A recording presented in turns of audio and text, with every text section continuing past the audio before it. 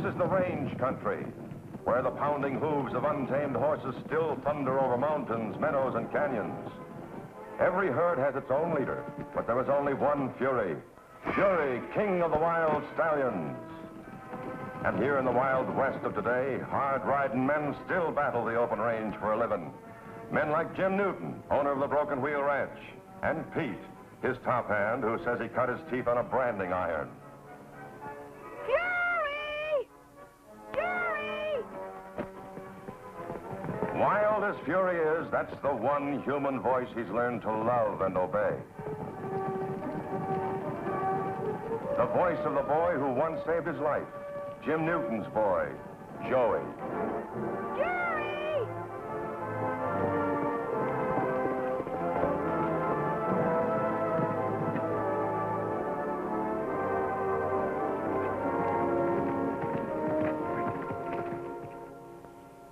Here's a mutual trust and affection that everyone can understand. Especially a woman like Helen Watkins, Joey's school teacher and unfailing champion. Now kneel down, let me get on you.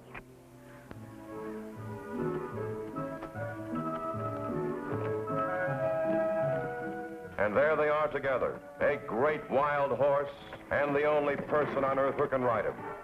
Joey and Fury. So long, Charlie. See you later. Oh. Are you Joey Clark, Jr.? Yes, sir. That used to be my name, but it's Joey Newton now. What's that junior mean? Well, that means you were named after your father. Didn't anyone ever tell you? No, sir. I don't think so. I never knew my father. I know. That was a great misfortune for both of you. Bye-bye.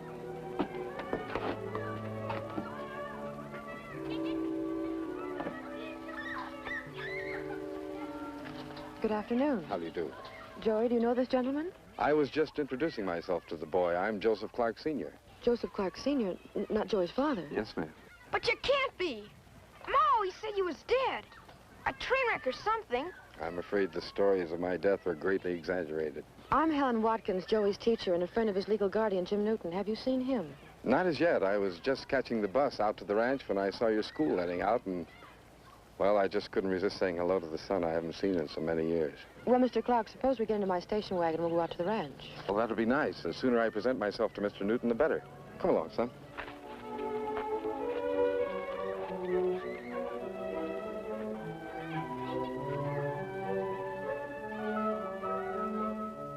So after visiting the orphanage and learning where Joey was, I went to the county courthouse and obtained this order from Judge Norris, restoring custody of the boy to me.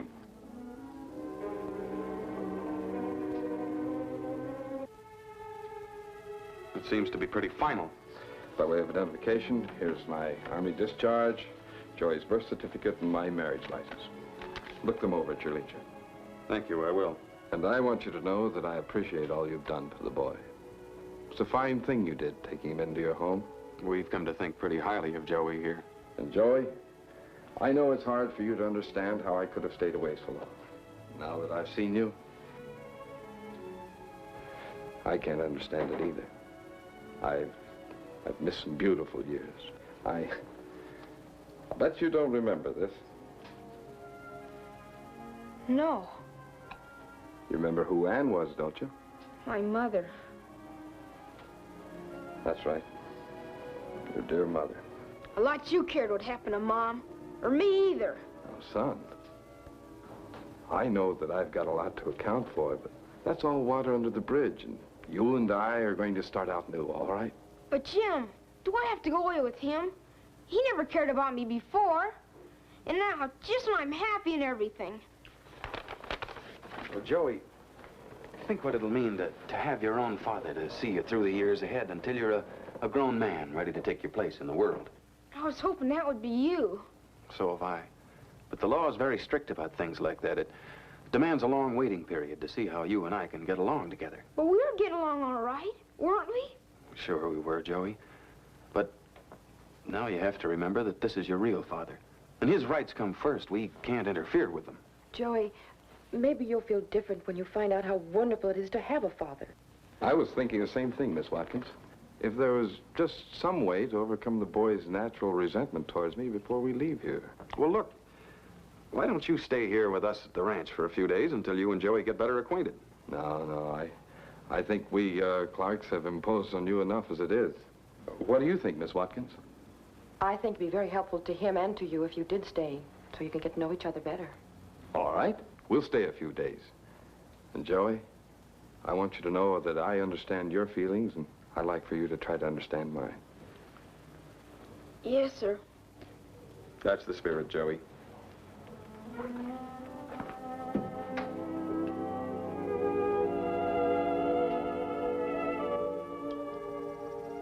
Sorry you got so dirty, Fury. But I had to spend some time with my father since he got here. You know, at first I was all set on hating him like anything. Didn't seem like I needed anybody else. Friends like you, and Jim, and Pete, and Miss Helen. But it's kind of good to know you got a father, after all. Nice to hear you say that, son. Oh, hello. Well, I always know where to look for you. Can't say as I blame you either, because he's a fine-looking animal. Don't get too close. He's still wild and mean to everybody, except me. Well, your talent with horses must be inherited. You know, I used to have a way with them myself. Behave yourself, Fury. I told you, he's my dad. You do have control of him, don't you? I bet you're going to miss him badly when you go away with me. Yes, sir. Terribly bad. Kind of taken to this ranch life, haven't you? And to Mr. Newton, too. Sure have. You know, son, it seems a shame to have to take you away from all this. I can't give you anything like it. At least I'd have a father. That means more than anything else. You've given me a lot to live up to, but I'll do my best.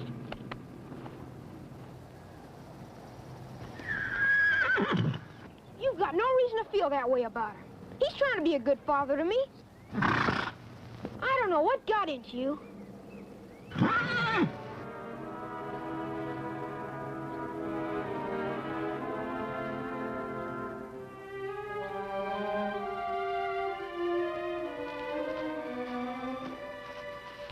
You're an hour late. Where you been? Waiting for a chance to walk up here unobserved. But we can't foul it up with a false move now because we're too near the payoff.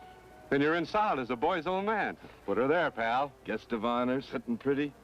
Even got the boy calling me Daddy. It's gonna be a soft touch, Mac. But when? I'm getting fed up of eating out of tin cans, and those mosquitoes are getting fat off of me. Now, relax. Relax. I've told you 100 times, you can't force a deal like this. You gotta play the sucker along until he's ripe and ready to drop of his own accord. If he ever checks on those court orders you forged... That court order would even fool a judge whose name I signed to it. When do we get some action?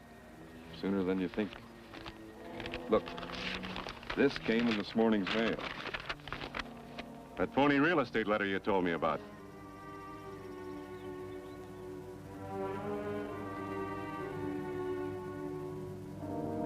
And if that doesn't get to Newton's heart, nothing will. Well, when do you spring it on him? This afternoon. Right after lunch, we'll all be sitting on the front porch. Then Mr. Newton will notice my very sad expression.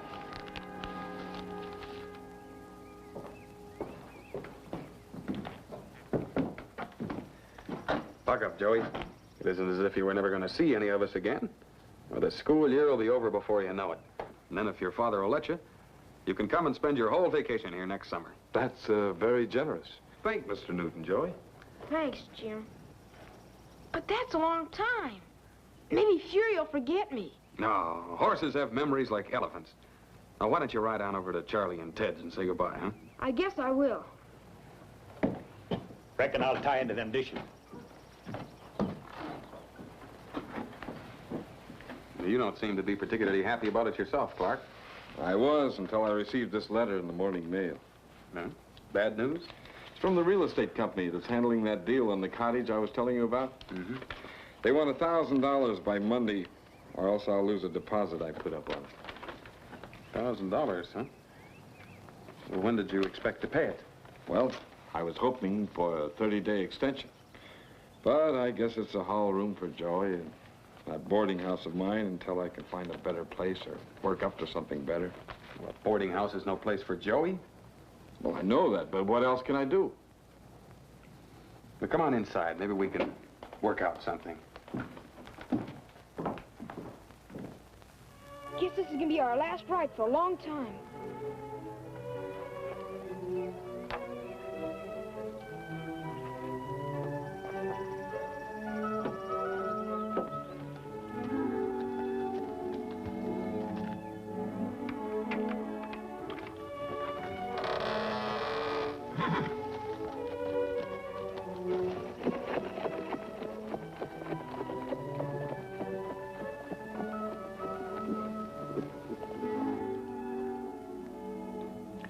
Well, the way this figures out, Clark, even if I make the down payment for you, there's no assurance that you can carry through on the deal. You'll be too heavily in debt.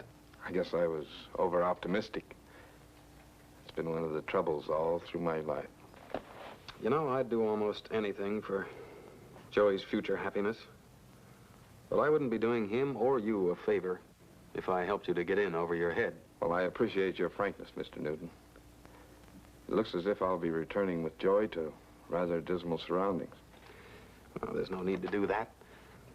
Why don't you let him stay here until you're better prepared to take care of him? It's very nice of you, but I've been looking forward to being with my boy for quite some time. Now that I've learned to know him, I just don't feel that I could give him up. You think that's entirely fair to Joey? Maybe you're right. Maybe I ought to get out of his life, disappear again, give him up permanently. Well, that's not what I had in mind. But now that you mention it, it might not be such a bad idea.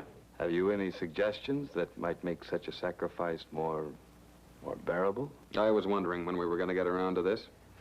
The truth is that you came here fully prepared to give up your paternal rights for a price. And all this real estate hocus-pocus was just a build-up to arouse my sympathy.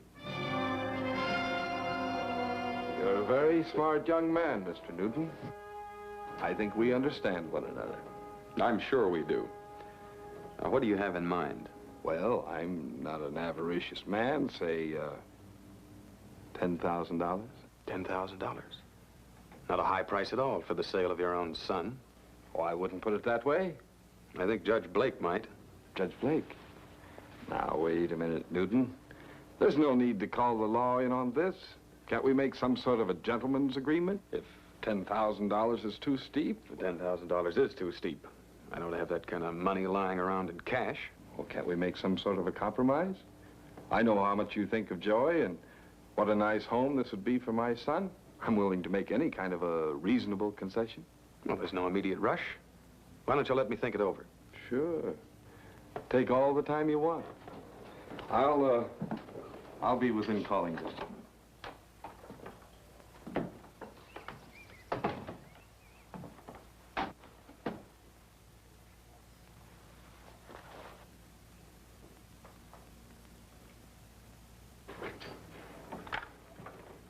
Hello? Get me Judge Blake at the county courthouse. Hello, Judge. Jim Newton speaking. Oh, Joey's fine, Judge. We have a visitor. He claims he's Joseph Clark Sr., Joey's father. That's right, Judge. And in addition to Clark's personal papers, there's this court order supposedly signed by Judge Norris. Now, how long will it take you to check? All right, I'll hold on.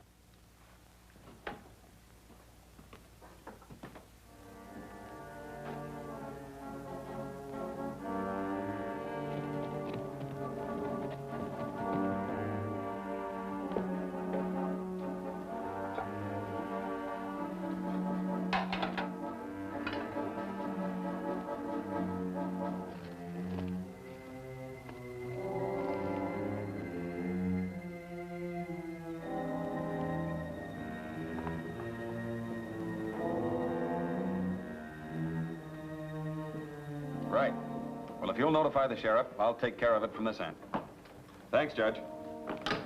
Pete, Clark is not Joey's father at all. This court order's a phony, and so are the rest of the papers. Why, that's no good. Say, he's out in the corral right now, saddling a horse. Maybe he's trying to make a getaway. You must have heard me talking on the telephone. Come on.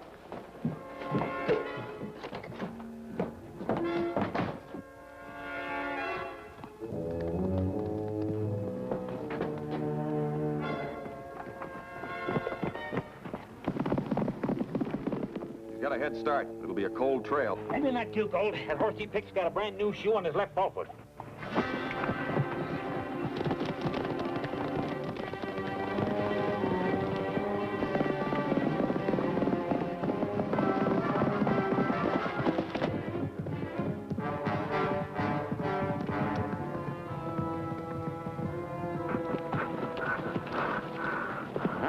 trail.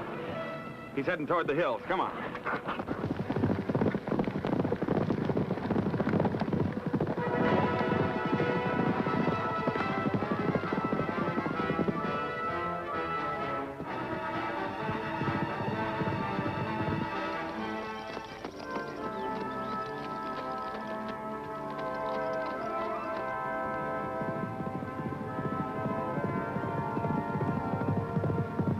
Hey, Fury, that's my dad. What's he doing way out here?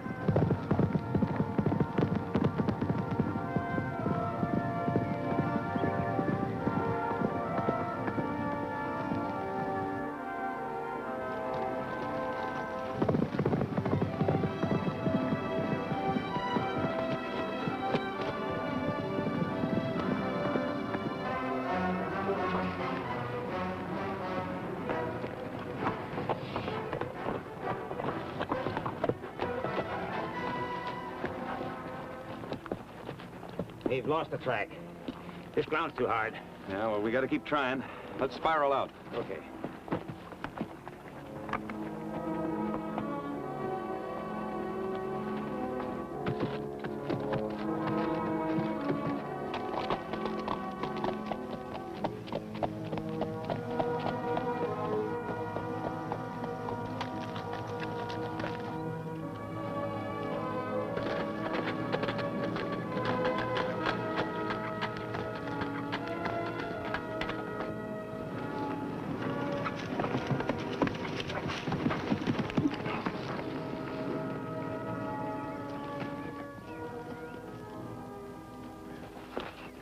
Hey, Mac!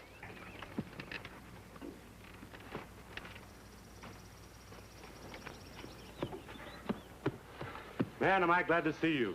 Let's have a look at that 10 grand. I came up empty. The deal's off. Newton's on my trail now. We got to get our stuff and get out of here. So you goofed up on the job, huh? Nobody could have worked it any smoother, but that Newton's no sucker. Now, let's go. Where'd you leave the car? The camp where I rented the horses.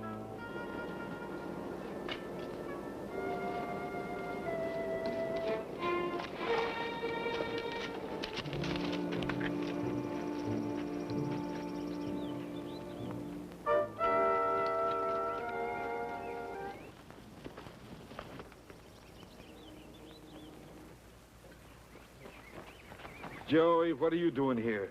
I was cutting across country from Ted's place when I saw you heading this way. Well, what's the idea of following me? Why, nothing, Dad. I just thought maybe you'd like to ride back with me. I'm not going back. I'm going into the city. But, Dad, without me? Now, look, son. Oh, break it off. I'm sick and tired of this daddy and sonny stuff. What's he mean, Dad? Well, he means that I'm not really your father. Not my father? Then you made up all that stuff. All those lies. What for? Kind of a business deal I had with your friend Newton, but it didn't work out. And if you're smart, you won't make us any trouble. Okay, I won't make any trouble. I'll just go on back home. You're staying right here until we're ready to leave. No rough stuff, Mac. We're in enough trouble already. We can't let this kid ride out and bring Newton and the law on us. He's staying here till we're packed up. Hand me that rope.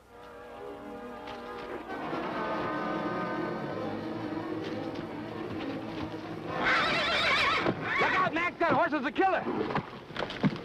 A killer, huh? I'll fix him.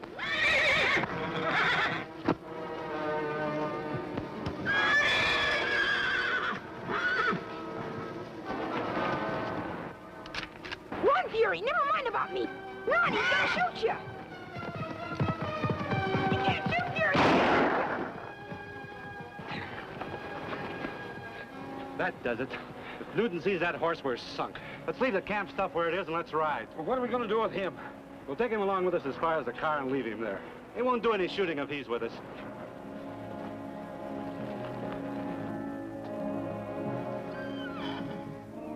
Keep your mouth shut or we'll have to gag you.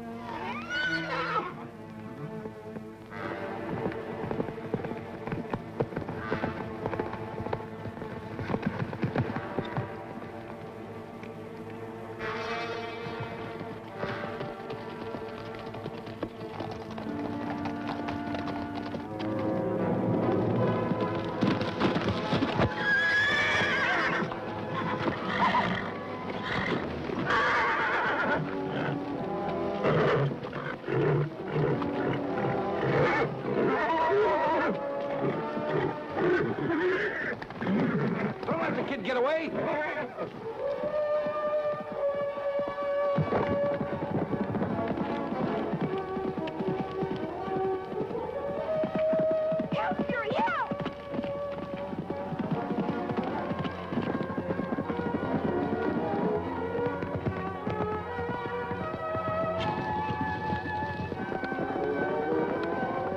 Good boy, Fury. Now untie me.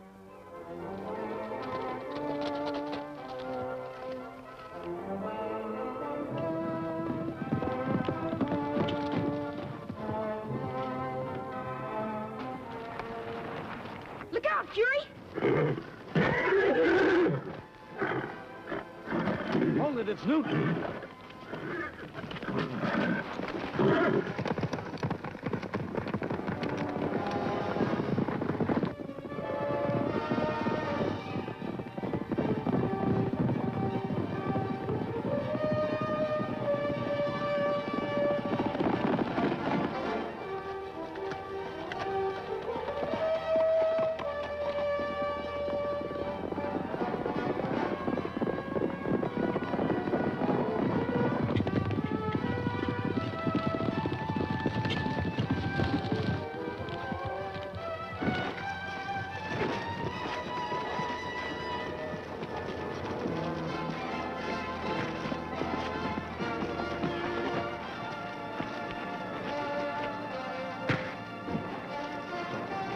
Learn ya?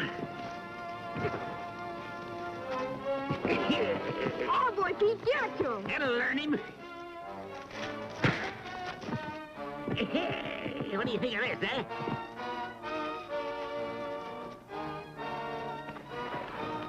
Gee, Jim, he wasn't my father at all. All they wanted was money. That's right, Joey.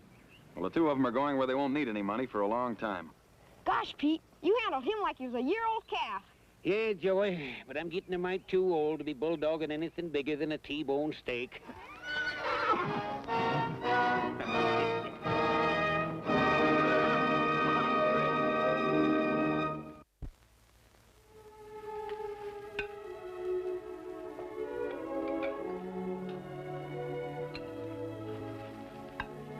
Think of the father I almost had. Being an orphan isn't so bad. What do you mean, orphan? Seems to me I make a pretty good stern parent, don't I?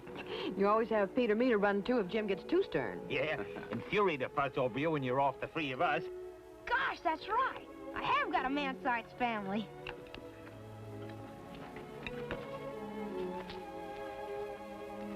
Isn't that right, Fury? I have got a man-sized family.